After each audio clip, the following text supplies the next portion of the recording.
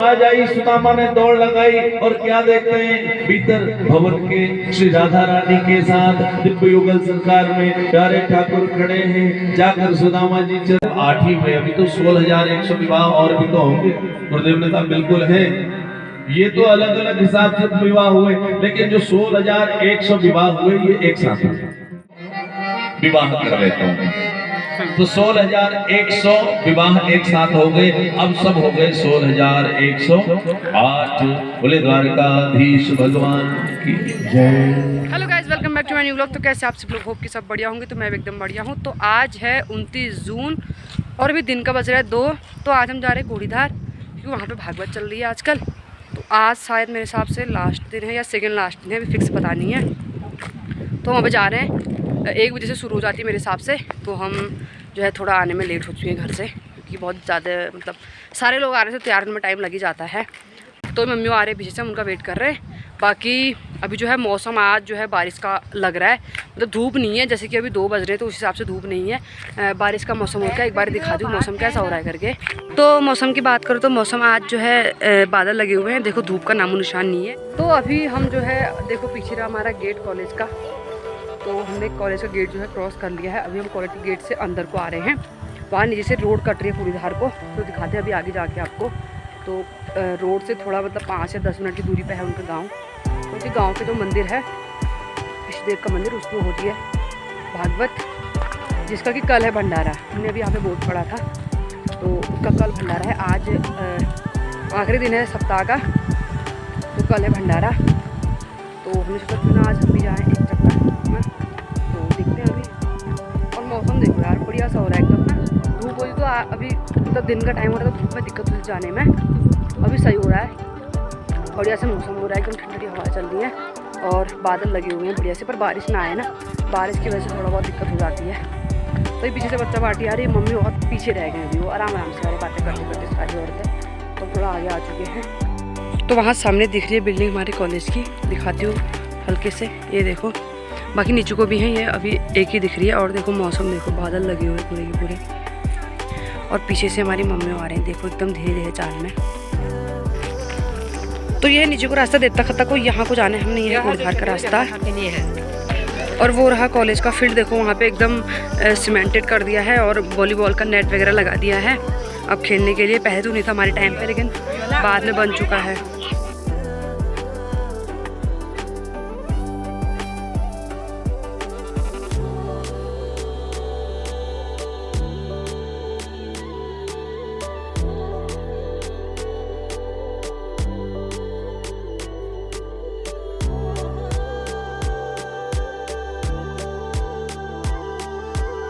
तो अभी हम जो है कोड़ीधार वालों की सीमा में प्रवेश कर चुके हैं। वो देखो नीचे रहा सोलर प्लांट, दिख रहा होगा हल्का हल्का। तो हमारी पलटन लगी हुई है, पिछले 1 घंटे से लगी है, बस लगी है कतार में। हम भी इनके साथ लगे हैं, फ़ोटो खिंचाते खिंचाते चल रहे हैं इन पहाड़ों की हसीन वादियों में। तो ये रहा उनका मंदिर, 2 मंजिला मंदिर देखो। और ये रहे उनके खेत इधर। बाकी यहाँ से हम नीचे को चल, हम प्रवेश कर चुके हैं और उनके घर देखो यहाँ से स्टार्ट हो चुके हैं। तो अभी नीचे वाले मंदिर में है, 2 मंदिर हम क्रॉस कर चुके हैं। मेरा फ़ोन जो है बहुत ज़्यादा हैंग कर रहा है, इसलिए वीडियो नहीं बन पा रही है। 2-3 वीडियो तो ऐसे ही शूट कर रही हूँ, वो सेव नहीं हो पा रही है मेरी, तो दिक्कत हो रही है बहुत ज़्यादा। और ये रहे देखो अखरोट का पेड़, अखरोट लगने स्टार्ट हो चुके हैं, मतलब पकने स्टार्ट हो चुके हैं। ये रहे उनके घर, ये तो अभी पता नहीं कितना नीचे है मंदिर। अभी तो हम चल ही रहे हैं फिलहाल। ये जो है घास लगा के यहाँ पे।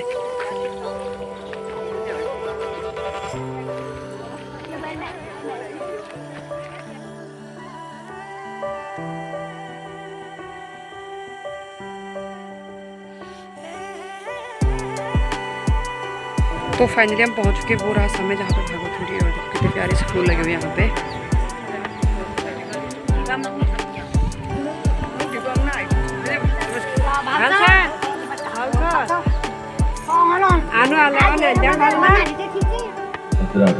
विवाह हो गया 7वां। 8वां विवाह हुआ है मध्य देश की कन्या लक्ष्मणा से। जैसे द्रौपदी का विवाह हुआ था ना, तेल की कढ़ाई और ऊपर मछली की आंख, फिर निशाना लगाना था। भगवान ने न तेल की कढ़ाई देखी, न मछली की आग देखी, एक ही बार में बाण उठाया और धनुष पर चढ़ाया। बाण साधा तो जाकर लग गया निशाने पर, और 8वां विवाह हो गया लक्ष्मणा देवी से। ये हो गए 8 विवाह। अब विवाह हुए भगवान के 16,108। परीक्षित जी ने कहा गुरुदेव 8 ही हुए, अभी तो 16,100 विवाह और भी तो होंगे। गुरुदेव ने कहा बिल्कुल है, ये तो अलग अलग हिसाब से विवाह हुए, लेकिन जो 16,100 विवाह हुए ये एक साथ हुए। बोले वो कैसे? गुरुदेव ने कहा वो भी सुनो। हुआ क्या कि एक प्राग ज्योतिषपुर नाम का एक स्थान है, जिसको आज आसाम कहते हैं।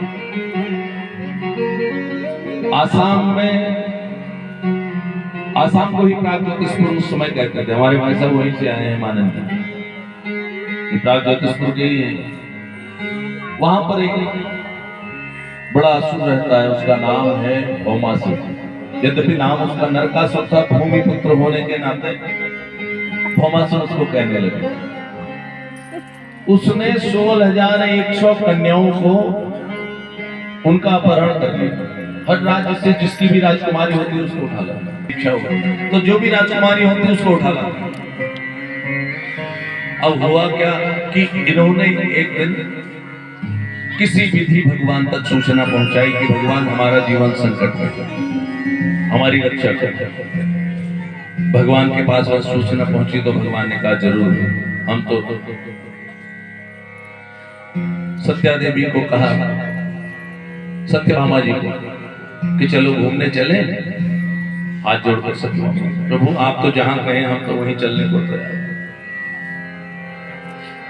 गरुड़ पर बैठकर पहुंचे हैं प्राग ज्योतिषपुर, और मुख्य द्वार पर मुर नाम का एक दैत्य है। 5 सर है उस मुर के। पहले उसका उद्धार किया, नाम पड़ा भगवान का मुरारी। मुर नामक शत्रु को मारा तो मुरारी हो गया। उसके बाद भौमासुर का उद्धार किया और उन 16,100 कन्याओं को मुक्त किया। कहा देवियों अब तुम मुक्त हो जाओ, कहीं भी जा सकते, स्वतंत्र हो, अपने अपने देश चले जाओ। सब देवी ने कहा प्रभु हम जाए तो जाए कहां बताओ? आपको क्या लगता है कि यह संसार हमको स्वीकार करेगा या हमारे माता पिता हमको स्वीकार करेंगे? हमारे संसार के, हमारे समाज की एक बड़ी विचित्र विडंबना है। एक पुरुष यदि 10 साल 15 साल 20 साल भी अगर बाहर रहकर आया हो, घर लौट के ढोल बजा बजा के स्वागत करते हैं, आगो रे आगो चला। और अगर एक स्त्री या एक कन्या किसी कारणवश संयोगवश भी अगर एक दिन भी उसको बाहर रहना पड़ा तो हमारे समाज के लोग ही सोलांचल लगाना शुरू कर देते, खुद घर के लोग ही हैं। कहा प्रभु जब इस समाज में हम रहते हैं तो हम पर क्या, कौन हमको स्वीकारेगा? क्या हमारे माँ बाप तक हमारा स्वागत नहीं करेंगे? भाई हमको कहेंगे कि राक्षस के घर रहकर आई हो, कैसे स्वीकारेंगे हमको? हमारे पास 2 ही मार्ग हैं। पहला मार्ग है मृत्यु और दूसरा मार्ग है जीवन। मृत्यु तो सभी जानते हैं कैसी है, और जीवन साक्षात आप खड़े हैं प्रभु। यदि आप हमारा वरण करते हैं तो हम जीवन जी लेंगे, अन्यथा मृत्यु तो सामने है, कोई बड़ी बात नहीं। भगवान ने कहा मरना कैसे है? अब बहनें तुमको बना नहीं सकता, 8 भाभियां हैं तुम्हारी घर में, दिन रात कटेला कटेल रहे हो, झगड़ा हो, बोलो तुम एक काम को विवाह कर लेता हूँ। तो 16,100 विवाह एक साथ हो गए। अब सब हो गए 16,108। बोले द्वारकाधीश भगवान की जय। आजकल के प्रेम निभाना क्या जाने जो प्रेम तुझी में।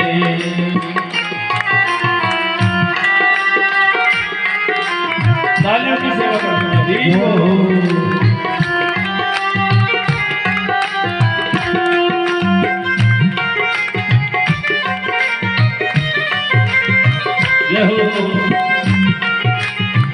और जो वेद पढ़े भेद करे, जो वेद पढ़े और भेद करे, मन में नहीं निर्मलता है, मन में चमत्कार हो गया।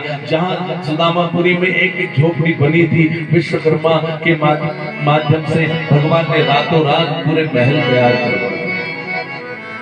सुदामा जी आकर घबरा गए, हे भगवान मैं आया तो आया कहाँ, रास्ता भी मेरे गांव का वही पीपल भी, कुआं भी वही, लेकिन ये घर और ये सब कैसे बदल। जहाँ झोपड़ियां हुआ करती थी वहां बड़ी बड़ी अट्टालिकाएं कैसे, बड़े असमंजस में पड़।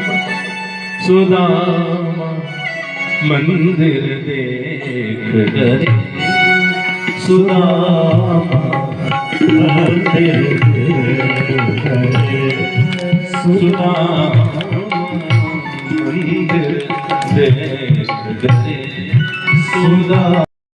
आरती की थाल सजाई गई, छम छम करती हुई सुशीला देवी मुख्य द्वार तक आई। सुदामा जी अपने घर की तरफ उसी मार्ग पर बढ़े। अब देख रहे घर होगा कौन, पहचानूंगा कैसे, यहाँ तो सब महल बन गए, कहीं गलत है तो उसमें तो नहीं आ। सर झुका के जब आगे बढ़ रहे हैं, आरती की थाल लिए सामने खड़ी सुशीला देवी, और जैसे ही सामने जाती सुदामा जी एक तरफ बढ़ते, अरे देवी कौन हो तुम, ऐसा अपराध क्यों करती हो। सुशीला ने कहा अच्छा ऐसे मित्र को मिलने गए थे कि मुझे ही भूल गए वहां जाकर। तब सर उठाकर देखा, सामने देखा सुशीला देवी आरती की थाल लेकर खड़ी है। अरे सुशीला तेरी ऐसी हालत किसने कर दी, कहां से इतने सुंदर वस्त्र। जब बच्चों ने आकर प्रणाम किया, पिताश्री प्रणाम, बच्चे बड़े प्रसन्न दिखे, सबके मुखबिंद खिले हुए हैं और घर की दशा और दिशा दोनों बदली। हे भगवान ऐसा आनंद कैसे हो गया सुशीला। बोले बस ये उन्हीं घनश्याम की कृपा है जिससे आप मिलने गए थे, उन्हीं की कृपा से वो रात रात में जाने क्या चमत्कार करके गए हैं, केवल हमारा ही नहीं पूरी सुदामापुरी का कल्याण करके गए। अब सुदामा जी को लगा हे भगवान, थोड़ा मन में क्रोध भी, सुशीला तुझे यही चाहिए था ना, तुझे मिल गया, तेरा सारा जो हमारी दत्ता थी वो समाप्त हो गई, तुझे प्राप्त हो गई। मुझे मेरा कृष्ण चाहिए, मैं अपने कृष्ण को पाने जा रहा हूँ। भवन के भीतर प्रवेश करने को तैयार ही नहीं है, भगवान की को पाने की इच्छा के लिए जाने को तैयार है। भवन के भीतर से आवाज आई, अरे सुदामा मिलकर नहीं जाएगा क्या। जब भीतर से आवाज आई सुदामा ने दौड़ लगाई, और क्या देखते हैं भीतर भवन के श्री राधा रानी के साथ दिव्य युगल सरकार में प्यारे ठाकुर खड़े हैं। जाकर सुदामा जी चरणों में, मुझे कुछ समझ में नहीं आई बात, तू कब कहाँ रहता है, किस भाव में रहता है, किस हृदय में रहता है और कैसे देता है, कोई नहीं जानता, इसलिए तेरा धन्यवाद कहने के लिए भी शब्द नहीं है। तो भगवान की कृपा को, यदि भगवान की कृपा की अनुभूति करें तो जीवन में जब भी अवसर मिले तो भगवान का धन्यवाद। तेरी कृपा से भक्ति है पाई, तेरी कृपा से भक्ति है पाई, तेरी कृपा से भक्ति है पाई, तेरी कृपा से भक्ति है पाई। मेरा खुशियों से मेरा खुशियों से घर भर दिया, मेरा खुशियों से घर भर दिया, जीवन में सब कुछ दिया। लीला विश्राम करने का समय है, यदि मैं इनको यही छोड़ दूंगा तो ये फिर प्रमाण पत्र ले लेंगे, हम तो कृष्ण के वंश के हैं, यदुवंशी। जो नहीं भी वंशी हैं वो भी यदुवंशी बनकर आज तांडव कर रहे हैं कई ऐसे। अगर सही में कृष्ण के वंश के होते, भगवान के वंश के होते तो जाने क्या जो। भगवान ने कहा पहले वंश को भेजूंगा फिर स्वयं जाऊंगा। कारण ये है कि भगवान जब भी इस धराधाम पर आते हैं तो अपना परिकर लेकर आते हैं साथ, सब अपना घर परिवार सब साथ। जैसे हम यहाँ कथा गाने आए हैं ना, तो हमारे साथ आचार्य जी भी आए हैं, ब्रह्मा जी भी आए हैं, मूल ये संगीताचार्य भी आए हैं, ये कैमरा वाले भी आए हैं, रसोईया भी आए हैं। कल कथा विराम होगी, सब अपना अपना झोला बांधेंगे, सब चलते हैं। तो भगवान भी जब लीला करने धराधाम पर आते हैं तो ऐसे आते हैं। लीला करने आए, कृष्ण अवतार में आए, एक को कहा तुम कंस बन जाओ, एक को कहा तुम नंद यशोदा बन जाओ, एक को कहा तुम देवकी वसुदेव बन जाओ। तो लीला करी, लीला विराम हुई तो सबको अपने साथ ले गए, चलो जी गाय का पूरा हो गया। यहाँ पर सब एक ही भूमिका। तो ऐसा ही हुआ। अब भगवान ने कहा पहले इनकी व्यवस्था बनाई जाए। चातुर्मासा करने आए हैं अनेक संत। विश्वामित्रो शिखकण्वो दुर्वासा भृंगुरी दिशा कश्यपो वामदेवोत्रे वसिष्ठो। विश्वामित्र, दुर्वासा, भृगु, कश्यप अनेक ऋषि आए हैं प्रभाष्य करने। भगवान की जो वंशज है देखने में इतना सुंदर है, अगर स्त्रियों के वस्त्र पहना दो तो कोई कहेगा नहीं है पुरुष, सुंदर लगेगा स्त्रियों की भांति श्रृंगार करके जो भेजते। अब ये बच्चे रोज जाते छेड़ाखानी करते थे बाबा जी से, अरे पंडित जी कुछ जानते हो नहीं, जरा हाथ देखना आता है कि नहीं। रोज जाए, रोज छेड़ाखानी, चातुर्मासा चल रहा है, वो भजन में बैठे होते, ये रोज तंग कर दे, बहुत तंग करते। एक दिन बोले तुम्हारे कुछ नहीं आता, तुमको खाली आंख बंद करके बैठे रहते हो। मूड मुड़ाए, 3 गुण सिर की मिट गई, खाज खाने को लड्डू मिले, लोग कहें महाराज। सब लोग सेवा करें महाराज जी करके, मालपुए छान ही रहे हो, काजू बर्फी खा ही रहे हो, और बस दिन काटने तुमने आता तुमको कुछ है नहीं। अब एक दिन तो थोड़ा गुस्सा आया, फिर बच्चा समझ के माफ किया, जाओ बच्चों कोई बात नहीं, तुम जाओ, हमको बचेंगे। अब अगले ही दिन द्वारकाधीश के वंशज होकर, उनकी संतानें होकर संतों का ऐसा अपराध जो सदैव संतों की सेवा में रहे, तुम संतों के साथ ऐसा हास्य करते हो। श्राप देता हूं मैं तुमको, इसके उदर से न लड़का होगा न लड़की होगी, यदुवंशियों के नाश का कारण होगा एक मूषल इसके उदर। मैया के घरों मैया के घरों महिमा का बखाना।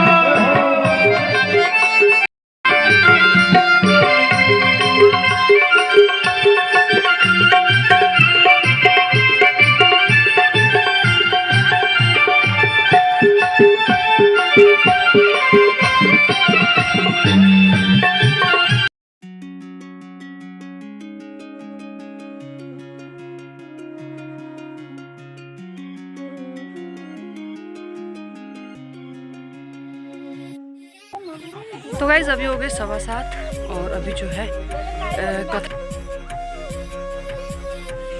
मेरे समापन हो चुका था। बाकी उसके बाद हुआ प्रसाद वितरण, मतलब ऐसे आज तो प्रसाद ही कहलाएगा, वो भंडारा जो है कल है, क्योंकि आज जो है कथा का 7वां दिन था।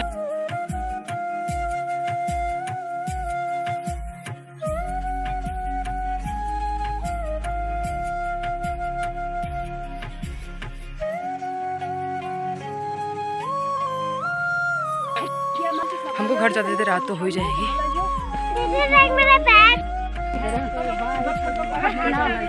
और मौसम देखो पूरा एकदम काले बादल गया है आसमान, और वो रही सामने प्लेट है।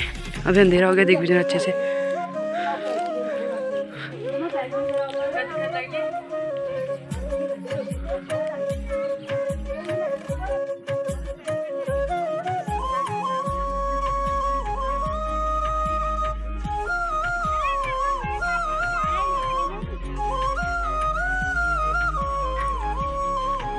तो गाइस अभी हो रहे 8:30 और अभी हम घर पहुंच चुके। बाकी आते आते हमको बहुत ज़्यादा रात हो गई, और रास्ते मतलब पूरा रास्ता एकदम सुनसान था। तो हम 5-6 लोग, मतलब 7-8 लोग थे, इसलिए डर नहीं लगे, वरना पूरा रास्ता एकदम जंगल का था, तो पूरा अंधेरा हो चुका था। डर लगती है, कितने लोग थे, फिर थोड़ा सा सही रहा आने में। यार दादा के भी तो मिलते हैं बहुत जल्द नेक्स्ट ब्लॉग के सब तक। बाय बाय, टेक केयर, नमस्कार, बाय।